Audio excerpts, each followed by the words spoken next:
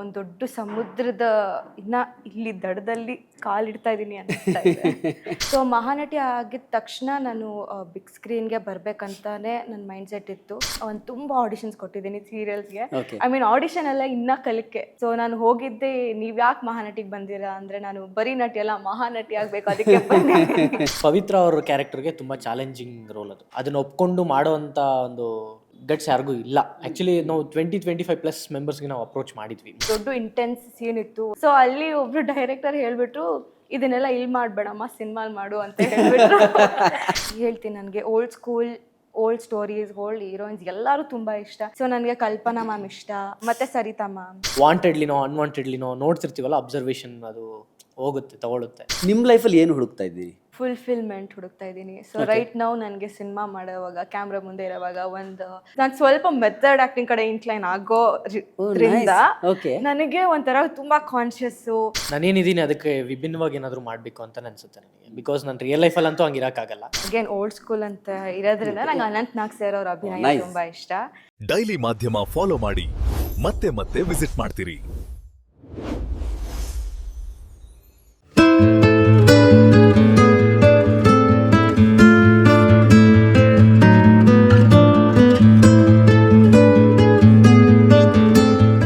ಚಂದನ್ ಅವರೇ, ವೆಲ್ಕಮ್. ಚಂದನ್ ಅವರಿಗೆ ಚಂದನವನಕ್ಕೆ ಸ್ವಾಗತ. ಸೊ ಹೇಗಿದ್ದೀರಿ? ಸೂಪರ್, ನೀವ್ ಹೇಗಿದ್ದೀರಾ? ನಾನು ಕೂಲ್, ಸೂಪರ್ ಆಗಿದ್ದೀನಿ. ಹೇಗೆ ಅನ್ನಿಸ್ತಾ ಇದೆ ಇಂಡಸ್ಟ್ರಿ ಸಿನಿಮಾ ಮಾಡಿದ್ಮೇಲೆ? ತುಂಬಾ ಖುಷಿ ಆಗ್ತಾ ಇದೆ. ಅಂಡ್ ಒಂದು ದೊಡ್ಡ ಸಮುದ್ರದ ಇನ್ನ ಇಲ್ಲಿ ದಡದಲ್ಲಿ ಕಾಲಿಡ್ತಾ ಇದೀನಿ ಅನ್ನಿಸ್ತಾ ಇದೆ. Okay, but small screen experience ಇದೆ. ಹೌದು. Big screen first. ಹೌದು. So big step. So love seasons ಹೇಗೆ ಅನ್ನಿಸ್ತು? ಫಸ್ಟ್ ಹೆಜ್ಜೆ ಇಟ್ಟು ಬಂದಿದ್ದೀರಿ, ಒಂದು ಕ್ಯಾಮ್ರಾ ಫೇಸ್ ಮಾಡಿದ ಅನುಭವ ಅಂತೂ ಇತ್ತು ಆಲ್ರೆಡಿ. ಒಂದು ಸಿನಿಮಾ ಅಂತ ಬಂದಾಗ ಹೇಗಿತ್ತು? It was a good experience. And ನೀವು ಹೇಳ್ದಾಗೆ ಕಿರುತೆರೆಯಿಂದ ಹಿರಿತೆರೆಗೆ ತುಂಬ ಡಿಫ್ರೆನ್ಸ್ ಇದೆ. ಆ್ಯಕ್ಟಿಂಗ್ ಸೇಮ್ ಇರ್ಬೋದು, ಬಟ್ ವರ್ಕಿಂಗ್ ಸ್ಟೈಲ್ ಎಲ್ಲ ಸ್ವಲ್ಪ ಚೇಂಜ್ ಇದೆ.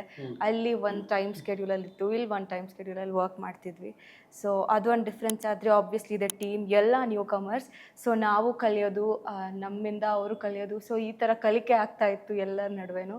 ಆ್ಯಂಡ್ ಫ್ರೆಷರ್ಸ್ ಜೊತೆಗೆ ಸೀನಿಯರ್ ಆರ್ಟಿಸ್ಟ್ ಕೂಡ ಇದ್ದಾರೆ. ಮಂಡ್ಯ ರಮೇಶ್ ಸರ್ ಆಗಿರ್ಬೋದು, ರಾಜೇಶ್ ನಟರಂಗ ಅವರಿದ್ದಾರೆ, ಅವರ ಸಂಗೀತ ಅನಿಲ್ ಮ್ಯಾಮ್ ಇರ್ಬೋದು.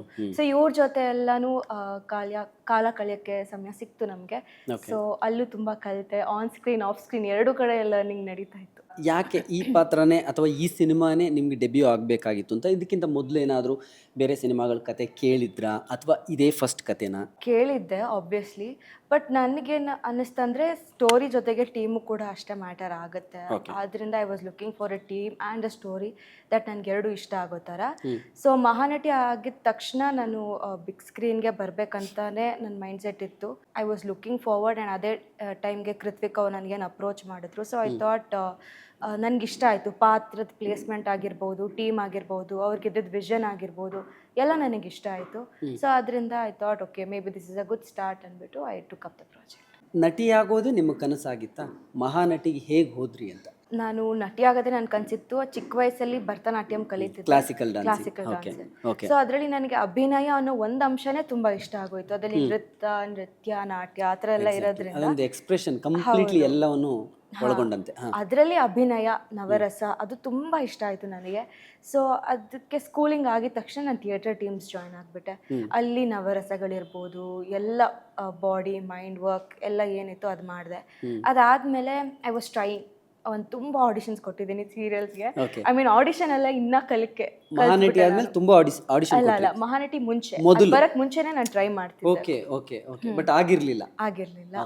I mean I was doing a serial. Mahanati ಮುಂಚೆನೂ ನಾನು ಒಂದು ಸೀರಿಯಲ್ ಮಾಡ್ತಿದ್ದೆ. It was a very small role, but ನನಗೆ ಒಳ್ಳೆ ಡೈರೆಕ್ಟರ್ ಸಿಕ್ಕಿ ನಾನು ಕಲಿತಿದ್ದೆ. ಸೊ ಕಲಿಕೆಗೆ ಯಾವ ಪಾತ್ರ ಅದ್ರೇನು ಅಂತ ಕಲಿಯೋಕೆ ಶುರು ಮಾಡಿಬಿಟ್ಟಿದ್ದೆ. ಸೊ ಅದೇ ಸಮಯಕ್ಕೆ ಮಹಾನಟಿ ಬಂತು. ಸೊ ನಾನು ಹೋಗಿದ್ದೆ, ನೀವ್ ಯಾಕೆ ಮಹಾನಟಿಗೆ ಬಂದಿರಾ ಅಂದ್ರೆ, ನಾನು ಬರೀ ನಟಿ ಅಲ್ಲ ಮಹಾನಟಿ ಆಗ್ಬೇಕು, ಅದಕ್ಕೆ ಅಂತ ಹೇಳ್ತಿದ್ದೆ. ಆ ಥರ ಶುರು ಆಗಿದ್ದು ನನ್ನ ಆ ಜರ್ನಿ. ಸೊ ನಟಿ ಆಗ್ಬೇಕಂತಾನೆ ಇದ್ದೆ. ಸೊ ಯೂನಿವರ್ಸ್ ಏನು ಹೇಳ್ತೀವಿ, ಒಂದೊಂದೇ ನನಗೆ ಅಣಿವು ಮಾಡಿಕೊಡ್ತು. ಸೊ ಅದ್ರ ಪ್ರಕಾರ ಬಂದೆ. ನಾವು ಇಲ್ಲಿ ಲವ್ ಸೀಸನ್. ಓಕೆ, ಮುಕುಂದ್ ಅವರೇ, ನೀವು ಪ್ರೊಡಕ್ಷನಲ್ಲಿ ಇನ್ವಾಲ್ವ್ ಆಗಿದ್ರಿ ಅಲ್ಲ? ಸೊ ಈ ಅಂದರೆ ಸ್ಟಾರ್ ಕಾಸ್ಟಿನ ವಿಚಾರದಲ್ಲಿ ನಿಮ್ದು ಏನಾದ್ರು ಇನ್ವಾಲ್ವ್ಮೆಂಟ್ ಇತ್ತಾ? ಇಂಥವ್ರು ಬೇಕು ಈ ಪಾತ್ರಗಳಿಗೆ ಅಂತ ನೀವು ಮತ್ತು ಕೃತ್ವಿಕ್ ಅವರು ಚರ್ಚೆ ಮಾಡುವಾಗ? ಪವಿತ್ರ ಅವ್ರ ಕ್ಯಾರೆಕ್ಟರ್ಗೆ ತುಂಬ ಚಾಲೆಂಜಿಂಗ್ ರೋಲ್ ಅದು. ತುಂಬ ಐ ಮೀನ್ ಅದನ್ನ ಒಪ್ಕೊಂಡು ಮಾಡೋವಂಥ ಒಂದು ಗಟ್ಸ್ ಯಾರಿಗೂ ಇಲ್ಲ. ಆ್ಯಕ್ಚುಲಿ ನಾವು 20-25+ ಮೆಂಬರ್ಸ್ಗೆ ನಾವು ಅಪ್ರೋಚ್ ಮಾಡಿದ್ವಿ ಮುಂಚೆ ಈ ಪಾತ್ರಕ್ಕೆ. ಹೌದು, ತುಂಬಾ ಚಾಲೆಂಜಿಂಗ್ ಇದೆ. ಇವರು ಒಪ್ಕೊಂಡು ಮಾಡಿದ್ದು ತುಂಬ ಗ್ರೇಟ್ ಅನ್ಸುತ್ತೆ. ಒಂದ್ಸಲಿ ರೀಲ್ ಏನೋ ನನಗೆ ಬಂದಿತ್ತು, ಇವ್ರದ್ದು ಏನೋ ಮಾಡಿದ್ದು ಇನ್ಸ್ಟಾ ರೀಲು. ಅಂದರೆ ಮಹಾನಟಿ ಸ್ಟೇಜ್ ಮೇಲೆ ಮಾಡಿದ್ದೊಂದು ಸ್ಕ್ರಿಪ್ಟ್ ಬರುತ್ತಲ್ಲ, ಅದು ನನಗೆ ಫೀಡ್ಗೆ ಬಂದಾಗ ನಾನು ಓಕೆ ಇವರು ಮ್ಯಾಚ್ ಆಗ್ಬೋದಾ ಅಂತ ಇವ್ರ ಡೈರೆಕ್ಟರ್ಗೆ ಶೇರ್ ಮಾಡಿದ್ದೆ. ಸೊ ಆವಾಗ ಇವ್ರು ಅಪ್ರೋಚ್ ಆಗಿ, ಡೈರೆಕ್ಟರ್ ಸರ್ ಅಪ್ರೋಚ್ ಆಗಿ, ಇವ್ರಿಗೂ ಕತೆ ಇಷ್ಟ ಆಗಿ ಒಪ್ಕೊಂಡು. ಸ್ಮಾಲ್ ಸ್ಕ್ರೀನ್ಗೂ ಬಿಗ್ ಸ್ಕ್ರೀನ್ಗೂ ಆ್ಯಕ್ಟ್ ಮಾಡುವಾಗ ನಿಮ್ಗೆ ಏನಾದರೂ ವ್ಯತ್ಯಾಸ ಕಂಡುಕೊಂಡಿದ್ದೀರಾ? ನನಗೆ ಮೋಸ್ಟ್ ಡಿಫ್ರೆನ್ಸ್ ಅನ್ಸಿದ್ದು ವರ್ಕಿಂಗ್ ಸ್ಟೈಲ್ ಅಷ್ಟೇ. ಬಟ್ ಅದು major. Acting wise small screen ಆಗಲಿ ಬಿಗ್ ಸ್ಕ್ರೀನ್ ಆಗಲಿ ಡೈರೆಕ್ಟರ್ ಮೇಲೆ ಡಿಪೆಂಡ್ ಆಗುತ್ತೆ ಮೋಸ್ಟ್ ಆಫ್ ಇಟ್. ಅಲ್ಲಿ Captain of the ship. Captain of the ship ಅಷ್ಟೇ. ಅಲ್ಲಿ ಅವ್ರೇನ್ ಇಂಟೆನ್ಸಿಟಿ ಬೇಕು ಅದ್ರ ಪ್ರಕಾರ ಮಾಡಬೇಕು. So I have to share this one experience. ನಾನು ಸೀರಿಯಲ್ ಅಲ್ಲಿ ವರ್ಕ್ ಮಾಡ್ತಿದ್ದೆ. ಅಲ್ಲಿ ಒಂದು ದೊಡ್ಡ ಇಂಟೆನ್ಸ್ ಸೀನ್ ಇತ್ತು. ಸೊ ಅಲ್ಲಿ ಒಬ್ರು ಡೈರೆಕ್ಟರ್ ಹೇಳ್ಬಿಟ್ರು, ಇದನ್ನೆಲ್ಲ ಇಲ್ಲಿ ಮಾಡ್ಬೇಡಮ್ಮ, ಸಿನಿಮಾಲ್ ಮಾಡು ಅಂತ ಹೇಳ್ಬಿಟ್ರು. ನಾನು ಇವ್ರು ಏನ್ ಹೇಳ್ತಾರೆ ಅಂತ ಫಿಗರ್ ಔಟ್ ಮಾಡೋದ ನನಗೆ ದೊಡ್ಡ ಯಕ್ಷ ಪ್ರಶ್ನೆ ಆಗೋಯ್ತು. ಸೊ ಅಗೇನ್ ನಾನಲ್ಲಿ I was true to my emotion, the environment. But ಅವ್ರು ಏನ್ ಡಿಮ್ಯಾಂಡ್ ಮಾಡ್ತಾರೆ ಎಂಡ್ ಆಫ್ ದ ಡೇ ಅದು ನನ್ನ ಕ್ಯಾರೆಕ್ಟರ್ಗೆ ಅದು ಹೋಗಿರುತ್ತಾ, ಅದಕ್ಕಿಂತ ಅವ್ರಿಗೇನ್ ಅನ್ಸುತ್ತೆ ಅನ್ನೋದು ಇಂಪಾರ್ಟೆಂಟ್ ಆಗುತ್ತೆ. ಅಂಡ್ ಇಂಟೆನ್ಸಿಟಿ ಆಬ್ವಿಯಸ್ಲಿ ಸ್ವಲ್ಪ ಚೇಂಜ್ ಇದೆ ಸಿನಿಮಾಗೂ ಸೀರಿಯಲ್ಗೂ. ಯಾವುದಾದ್ರೂ ಕ್ಯಾರೆಕ್ಟರ್ ಈ ಸಿನಿಮಾ ಪಾತ್ರಗಳನ್ನು ಮಾಡುವಾಗ ಎಲ್ಲೋ ಒಂದು ಪರ್ಸ್ನಲ್ ಇದಕ್ಕೆ ಎಲ್ಲೋ ಒಂದು ಕನೆಕ್ಟ್ ಆಗುವಂಥದ್ದು ಯಾವುದೋ ಒಂದು ಲೈನ್ ಇರುತ್ತೆ, ಇದೆಲ್ಲ ನನಗೆ ಸ್ವಲ್ಪ ಮ್ಯಾಚ್ ಆಗ್ತಿದೆಯಲ್ಲ ಅಂತ ಹಂಗೆಲ್ಲಾದ್ರೂ ಅನ್ಸಿದ್ಯಾ? ಈ ಪಾತ್ರ ಮಾಡುವಾಗ, ಪವಿತ್ರ ಅನ್ನುವಂತಹ ಪಾತ್ರ ಮಾಡುವಾಗ ಇದೆಯಾ? ಇದೆ ಇದೆ ಇದೆ. ಓಕೆ, ಏನು ಲಾಸ್ಟ್ ಅಲ್ಲಿ ಒಂದು ಲೈನ್ ಇದೆ, ಒಳ್ಳೆಯವ್ರಿಗೆ ಒಳ್ಳೇದಾಗ್ಲಿಲ್ಲ ಅಂದ್ರು ಒಳ್ಳೆಯವರಿಂದ ಎಲ್ಲರಿಗೂ ಒಳ್ಳೇದಾಗೆ ಆಗುತ್ತೆ ಅಂತ ಒಂದು ಲೈನ್ ಇದೆ. ನನ್ನ ಪಾತ್ರ ಹೇಳುತ್ತೆ. ಓಕೆ, ಅಂದ್ರೆ ಆ ಕ್ಯಾರೆಕ್ಟರ್ ಜರ್ನಿ ಆಗಿದೆ, ಆ ಕ್ಯಾರೆಕ್ಟರ್ ಕಂಡ್ಕೊಂಡಿದೆ ಈ ಒಂದು ಸತ್ಯಾಂಶ, ಆ ಕ್ಯಾರೆಕ್ಟರ್ ಅದನ್ನ ಹೇಳ್ತಾ ಇದೆ. So I think as an actor ಆ ಪಾತ್ರದಿಂದ ಕಲಿಯೋದು ಇರುತ್ತೆ. ನನಗೆ ಅದು ರಿಲೇಟಬಲ್ ಆಗೋದಕ್ಕಿಂತ ಅದರಿಂದ ನಾನು ಕಲ್ತಿದ್ದೀನಿ, ಕ್ಯಾರೆಕ್ಟರ್ ಜೊತೆ ನಾನು ಟ್ರಾವೆಲ್ ಮಾಡಿ ನಾನು ಕಲ್ತಿದ್ದೀನಿ ಅಂತ ನನಗೆ ಅನ್ಸುತ್ತೆ. ಓಕೆ, ಎಕ್ಸ್ಪೀರಿಯನ್ಸ್ ಹೇಗಿತ್ತು? Whole cinema experience, love seasons ಅನ್ನುವಂತಹ ಸಿನಿಮಾ ನಿಮ್ಮ ಡೆಬ್ಯೂ ಸಿನಿಮಾ ಆಗಿರೋದ್ರಿಂದ ತುಂಬಾ ಖುಷಿ ಆಯ್ತು, ತುಂಬಾ ಚೆನ್ನಾಗಿತ್ತು. ಶೂಟಿಂಗ್ ಮಾಡುವಾಗ I was working in one more project, serial ಮಾಡ್ತಿದ್ದೆ. ಓಕೆ, ಸೊ ಅದ್ರ ಜೊತೆ ಇವ್ರು ನನಗೆ ನನ್ನ ಜೊತೆ ಏನೋ ಕಮ್ಯುನಿಕೇಟ್ ಮಾಡಿದ ರೀತಿ ಆಗಿರ್ಬೋದು, ನನ್ನ ಟೈಮ್ ಲೈನ್ಗೆ ಇವ್ರನ್ನು ಸ್ವಲ್ಪ ಅಡ್ಜಸ್ಟ್ ಮಾಡ್ಕೊಂಡು, ನಾನು ಇವ್ರ ಟೈಮ್ ಲೈನ್ಗೆ ಅಡ್ಜಸ್ಟ್ ಮಾಡ್ಕೊಂಡು, so the team was very helpful. ನನ್ನನ್ನು ಅರ್ಥ ಮಾಡ್ಕೊಂಡ್ರು, ನನ್ನ ಒಂದು ಕಮಿಟ್ಮೆಂಟ್ಸ್ನ. ಸೊ ಶೂಟಿಂಗು ಅಷ್ಟೇ, ನನಗೆ small screen to big screen ಒಂದೊಂದು ದಿನ ಒಂದೊಂದು ಮಾಡ್ತಾ ಇದ್ದೆ. ಸೊ ಅದನ್ನು ಸ್ವಲ್ಪ ಡೈರೆಕ್ಟರ್ ಏನಿದ್ದಾರೆ ಅವ್ರು ನನಗೆ ಗೈಡ್ ಮಾಡಿದ್ರು, ಅದ್ರ ಪ್ರಕಾರನೇ ಎರಡೂ ಮಾಡ್ತಿದ್ದೆ. ಹೌದೌದು, ಎರಡು ಮಾಡ್ತಿದ್ದೆ. ಸೊ ಅವರು ನನಗೆ ಗೈಡ್ ಮಾಡ್ತಾ ಇದ್ರು ಪ್ರತಿದಿನ. ಎಷ್ಟು ಸೀರಿಯಲ್ ಮಾಡಿದ್ರಿ ಆಕ್ಟ್? ನಾನು ಮಹಾನಟಿ ಆದ್ಮೇಲೆ 100 ಜನ್ಮಕ್ಕೂ ಅಂತ ಒಂದು serial, colours Kannada. Colours Kannada. So ನಿಮ್ಮ ಮಹಾನಟಿ ಮೂಲಕ ಬಂದಿದ್ರಿಂದ ನಿಮಗೆ ಕೇಳ್ತೀನಿ, ಯಾವ ಮಹಾನಟಿ ನಿಮಗೆ ತುಂಬಾ ಇನ್ಸ್ಪೈರ್ ಮಾಡಿದ್ರು ಕನ್ನಡದಲ್ಲೋ ಅಥವಾ ಎನಿ ಲ್ಯಾಂಗ್ವೇಜ್? ಹೇಳ್ತೀನಿ, ನನಗೆ old school, old stories, old heroines ಎಲ್ಲರೂ ತುಂಬಾ ಇಷ್ಟ. ನಂಗೆ ಆ ಥರನೇ ಸ್ಕ್ರಿಪ್ಟ್ ಬೇಕು ಅಂತ ನಾನು ಆಕ್ಚುಲಿ ಹುಡುಕ್ತಾ ಇರ್ತೀನಿ. ಸೊ ನನಗೆ ಕಲ್ಪನಾ ಮ್ಯಾಮ್ ಇಷ್ಟ, ಫಸ್ಟ್ ಎಲ್ಲರೂ ಹೇಳೋ ಹೆಸರು. ಕಲ್ಪನಾ ಮ್ಯಾಮ್ ಮತ್ತೆ ಸರಿತಾ ಮ್ಯಾಮ್, ಓಕೆ, ಅವ್ರು ತುಂಬಾ ಇಷ್ಟ. ಅಂದ್ರೆ ಅನ್ಕನ್ವೆನ್ಷನಲ್ ಆ ಟೈಮಲ್ಲಿ ಇತ್ತು. Very true, very true. So ಆಗ ಆ ಸ್ಟೀರಿಯೋ ಟೈಪ್ಸ್ನ ಬ್ರೇಕ್ ಮಾಡಿ ಅವ್ರದೇ ಒಂದು ಚಾಪ್ ಮೂಡಿಸಿದ್ರು. ಸೊ ನಿಮ್ಮಿಬ್ಬರು ಕಾಂಬಿನೇಷನ್ ಸಿನಿಮಾದಲ್ಲಿ ಹೇಗಿತ್ತು? ತುಂಬಾ ಚೆನ್ನಾಗಿತ್ತು ಸರ್ ಎಕ್ಸ್ಪೀರಿಯನ್ಸ್. ಯಾಕಂದರೆ ಅವರು ಆಲ್ರೆಡಿ ಮಾಡಿರೋದ್ರಿಂದ, ಸೀನಿಯರ್ ಆಗಿರೋದ್ರಿಂದ ತುಂಬಾ ಕಲ್ತಿದ್ದೀನಿ. I mean off screen, on screen. ಹೌದೌದು, ಆಬ್ವಿಯಸ್ಲಿ. ಅಂದರೆ ವಾಂಟೆಡ್ಲಿನೋ ಅನ್ವಾಂಟೆಡ್ಲಿನೋ ನೋಡ್ತಿರ್ತೀವಲ್ಲ, ಅಬ್ಸರ್ವೇಷನ್ ಅದು ಹೋಗುತ್ತೆ, ತಗೊಳುತ್ತೆ. ಸೊ ಆ ಥರ ಕಲ್ತಿದ್ದೀನಿ ತುಂಬಾ. ಸೊ ಏನು ಬೆಸ್ಟ್ ಗುಣ ಚಂದನ ಅವ್ರು ನಿಮ್ಗೆ ಇಷ್ಟ? ಸೈಲೆಂಟ್ ಆಗಿರ್ತಾರೆ. ಓಕೆ, ಎಲ್ಲ ಹೀರೋಯಿನ್ಸು ಒಟ್ಟಿಗೆ ಇದ್ದೀರಾ ಇಲ್ಲಿ? ಅಂದರೆ ಬರ್ತೀರಾ ಸೀನಲ್ಲಿ, ಒಟ್ಟಿಗೆ ಆ್ಯಕ್ಟ್ ಮಾಡಿದ್ದೀರಾ ನೀವು ಚಂದನ ಅವರು? ಹೇಳ್ಬೋದಾ? ಕತೆ ಹೌದೌದು, ಬಟ್ ಒಟ್ಟಿಗೆ 3 ಹೀರೋಯಿನ್ಸ್ ಒಟ್ಟಿಗೆ ಬರ್ತಾರೆ ಅಂತ. ಸ್ಕ್ರೀನ್ ಮೇಲೆ ಬರ್ಬೋದು. ಸೆಟ್ಗೆ ಇವರು ದಿಯಾ ಅವರು ಇದ್ರು ಅನ್ಸುತ್ತೆ. ಇನ್ನೊಬ್ರು ಅದು ಬೇರೆ ಟೈಮ್ ಪೀರಿಯಡ್ ಅಲ್ಲಿ ಶೂಟ್ ಮಾಡಿದ್ದು. ಅಂದ್ರೆ ಹೌದು, ಒಟ್ಟಿಗೆ ಇಲ್ಲ. ನಾವಾಗಲೇ ಹೇಳ್ತಿದ್ದೆ, ಎಲ್ಲರ ಲೈಫಲ್ಲೂ ಏನೋ ಒಂದು ಹುಡುಕಾಟ. ನಿಮ್ಮ ಲೈಫಲ್ಲಿ ಏನು ಹುಡುಕ್ತಾ ಇದ್ದೀರಿ ಅಂತ ಅನ್ಸುತ್ತೆ ನಿಮಗೆ? ನಾನು ಫುಲ್ಫಿಲ್ಮೆಂಟ್ ಹುಡುಕ್ತಾ ಇದ್ದೀನಿ. ಸೊ ರೈಟ್ ನಾವು ನನಗೆ ಸಿನಿಮಾ ಮಾಡೋವಾಗ, ಕ್ಯಾಮ್ರಾ ಮುಂದೆ ಇರೋವಾಗ, ಒಂದು ಪಾತ್ರಕ್ಕೆ ಜೀವ ತುಂಬಿಸೋವಾಗ ನಂಗೆ ಫುಲ್ಫಿಲ್ಮೆಂಟ್, ಲೈಫ್ ಇದು ಲೈಫ್ ಅಂತ ಒಂದು ಫುಲ್ಫಿಲ್ಮೆಂಟ್ ಸಿಗ್ತಾ ಇದೆ. ಸೊ ಅದ್ರ ಹುಡುಕಾಟದಲ್ಲಿ ಇರ್ತೀನಿ ಅನ್ಸುತ್ತೆ ಥ್ರೂ ಔಟ್. ಸಿನಿಮಾನೇ ಯಾಕೆ ಅಷ್ಟು ಮಟ್ಟಿಗೆ ನಿಮ್ಮನ್ನು ಆಕರ್ಷಿಸಿದ್ದು? ಅಂದರೆ ಸಿನಿಮಾನೇ ಯಾಕೆ? ಈಗ ಬೇಕಾದಷ್ಟು ಇದೆ. ನೀವು ಕ್ಲಾಸಿಕಲ್ ಡ್ಯಾನ್ಸ್ ಮಾಡ್ತೀರಿ ಅಂತ ಹೇಳಿದ್ರಿ, ಕ್ಲಾಸಿಕಲ್ ಬ್ಯಾಕ್ಗ್ರೌಂಡ್ ಇದೆ. ಸೊ ನನಗೆ ಆ್ಯಕ್ಟಿಂಗ್, ಅಭಿನಯ ಇಷ್ಟ ಇತ್ತು. ಬಟ್ ನಾನು ಸಿನಿಮಾನೇ ಮಾಡಬೇಕು ಅಂತ ಅಂದ್ಕೊಂಡಿರಲಿಲ್ಲ. ನಾನು ಥಿಯೇಟರ್ ಮಾಡ್ತಿದ್ದೆ. ನನ್ಗೆ ಒಂದು ಪಾಯಿಂಟ್ ಆಫ್ ಟೈಮ್ ಥಿಯೇಟರೇ ಸಾಕಪ್ಪ ಅಂತ ಹಂಗ, ಯಾಕಂದ್ರೆ ಆಕ್ಟ್ ಮಾಡ್ತಿದ್ದೀನಿ, ನನ್ಗೆ ಅಷ್ಟು ಸಾಕು ಅಂತ.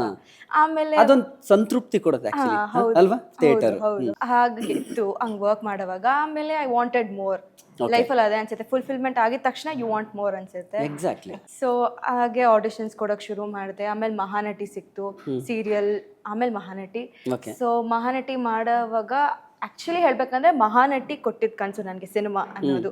ಅಲ್ಲಿ ನಡೆದಂಥ ಇಂಟರಾಕ್ಷನ್ ಆಗಿರ್ಬೋದು, ಅಲ್ಲಿ ಕಲ್ತಿದ್ದು ಬೇಸಿಕಲಿ ಏನು ಕಲಿತೆ, ಎಷ್ಟು ಡೆಪ್ತ್ ಕಲಿಸ್ತಾರೆ ನಮಗೆ ಅಂದ್ರೆ, ಸಿನಿಮಾ ಅದು ಒಳ್ಳೆ ಸಿನಿಮಾನ ಆಯ್ಕೆ ಮಾಡ್ಕೊಳ್ಳೋದು ಬಿಟ್ಟರೆ ಬೇರೆ ಆಪ್ಷನೇ ಇರಲ್ಲ. ಬಿಕಾಸ್ ನಮ್ಗೆ ಅಷ್ಟು ಕಲ್ತಿರುತ್ತೆ. ಎಲ್ಲೋ ಕೊಡೋಕ್ಕಿಂತ ಒಂದು ಸಮಥಿಂಗ್ ದಟ್ ಮೇಕ್ ಸೆನ್ಸ್ ಅಲ್ಲಿ ಇನ್ವೆಸ್ಟ್ ಮಾಡ್ಬೇಕು ಅನ್ಸುತ್ತೆ ನಮ್ಮ ಟೈಮ್ ಆ್ಯಂಡ್ ಎನರ್ಜಿನ. ಆ್ಯಂಡ್ ಆಬ್ವಿಯಸ್ಲಿ ಅನುಶ್ರೀ ಮ್ಯಾಮ್ ಜೊತೆ ಒಂದು ಸ್ಮಾಲ್ ಇಂಟರಾಕ್ಷನ್ ಆಯಿತು ಆನ್ ಸ್ಟೇಜ್. ಸೊ ಅದು is the biggest motivator, like turning point in my life to pivot towards cinema. So ಅವಾಗಿಂದ cinema has been my dream goal ಥರ. ಏನು challenging ಅಂತ ಅನ್ಸಿದ್ದು ಲವ್ ಸೀಸನ್ಸಲ್ಲಿ ಆ್ಯಕ್ಟ್ ಮಾಡುವಾಗ? ಎಸ್, ಕಿರುತೆರೆ ಓಕೆ, ಮಹಾನಟಿ ಓಕೆ, ಹಿರಿತೆರೆ ಅಂತ ಬಂದಾಗ, ಒಂದು ಡೆಬ್ಯೂ ಸಿನಿಮಾ ಅಂತ ಬಂದಾಗ, ಇವ್ರು ಹೇಳ್ದಾಗೆ ಪವಿತ್ರ ಒಂದು ವಿಭಿನ್ನವಾದಂತಹ ಪಾತ್ರ.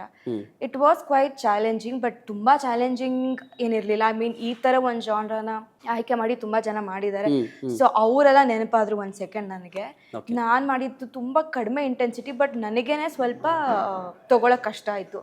ಅಂದರೆ ಆ ಕ್ಯಾರೆಕ್ಟರ್ ಆಗಿದ ತಕ್ಷಣ ಯುನೋ ನಾನು ಸ್ವಲ್ಪ ಮೆಥಡ್ ಆಕ್ಟಿಂಗ್ ಕಡೆ ಇನ್ಕ್ಲೈನ್ ಆಗೋದ್ರಿಂದ ನನಗೆ ಒಂಥರ ತುಂಬಾ ಕಾನ್ಶಿಯಸ್ಸು, ಒಂದು ಸ್ವಲ್ಪ ಮೆಂಟಲಿ ನನಗೆ ತುಂಬಾ ಡೈವರ್ಟಿಂಗ್ ಆಗಿತ್ತು. ನನಗೆ ಆ ಥರ ಚಾಲೆಂಜಿಂಗ್ ಇತ್ತು.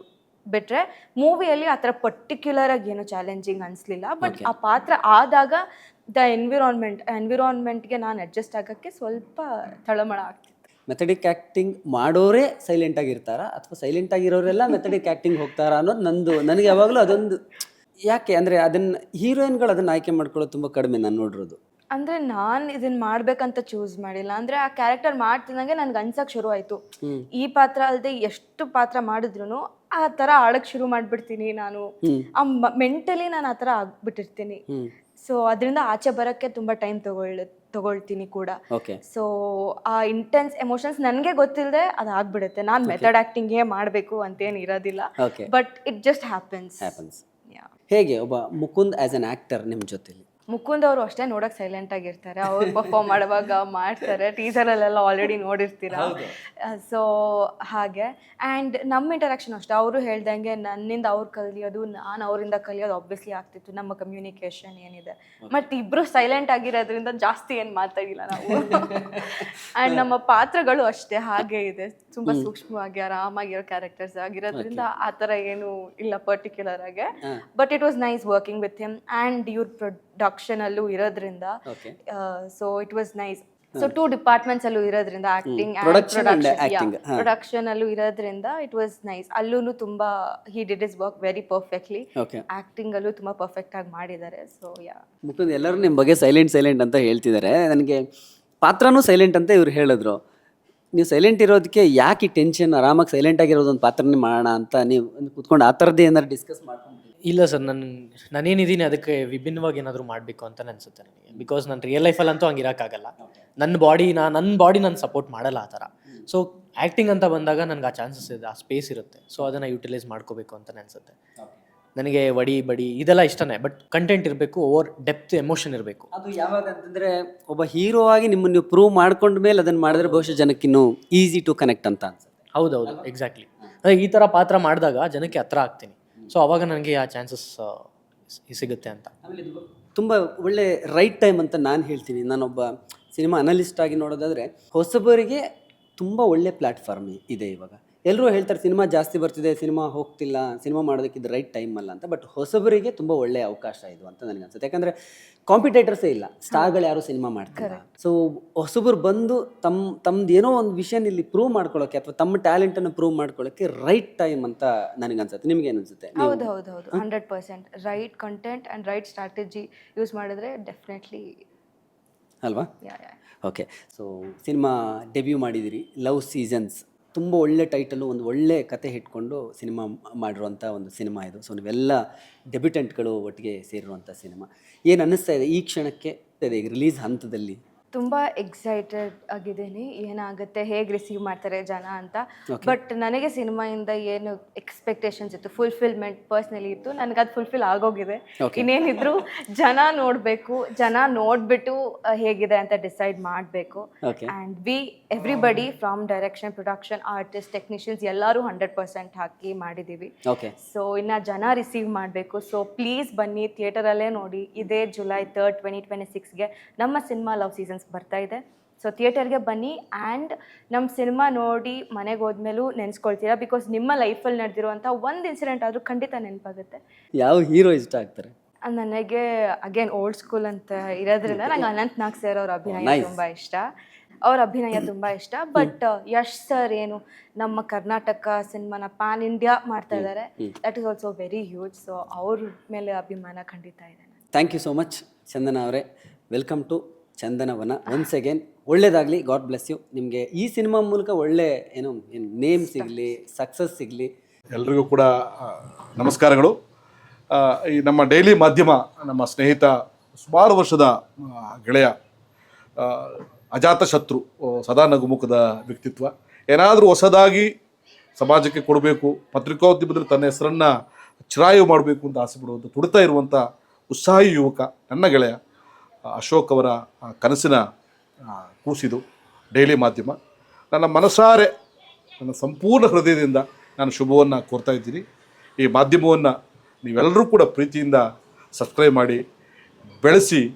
ನನಗೆ ಖಂಡಿತ ನಂಬಿಕೆ ಇದೆ, ನಿಮಗೆ ನಿರಾಶೆ ಮಾಡದ ರೀತಿಯಲ್ಲಿ ಒಳ್ಳೊಳ್ಳೆ ಕಂಟೆಂಟ್ ಓರಿಯೆಂಟೆಡ್ ವಿಷಯಗಳನ್ನು ನಮ್ಮ ಅಶೋಕ್ ಅವರ ನೇತೃತ್ವದಲ್ಲಿ ಈ ತಂಡ ಕೊಡ್ತೇನೆ ನಂಬಿಕೆ ಇದೆ. ನಾನು ಅವ್ರ ಜೊತೆ ಕೈ ಜೋಡಿಸ್ತೀನಿ, ನೀವುಗಳು ಕೂಡ ಅವ್ರ ಜೊತೆ ಕೈ ಜೋಡಿಸಿ ಒಟ್ಟಿಗೆ ನಮ್ಮ ಡೈಲಿ ಮಾಧ್ಯಮವನ್ನು ನಾವು ಬೆಳೆಸೋಣ. ಧನ್ಯವಾದ.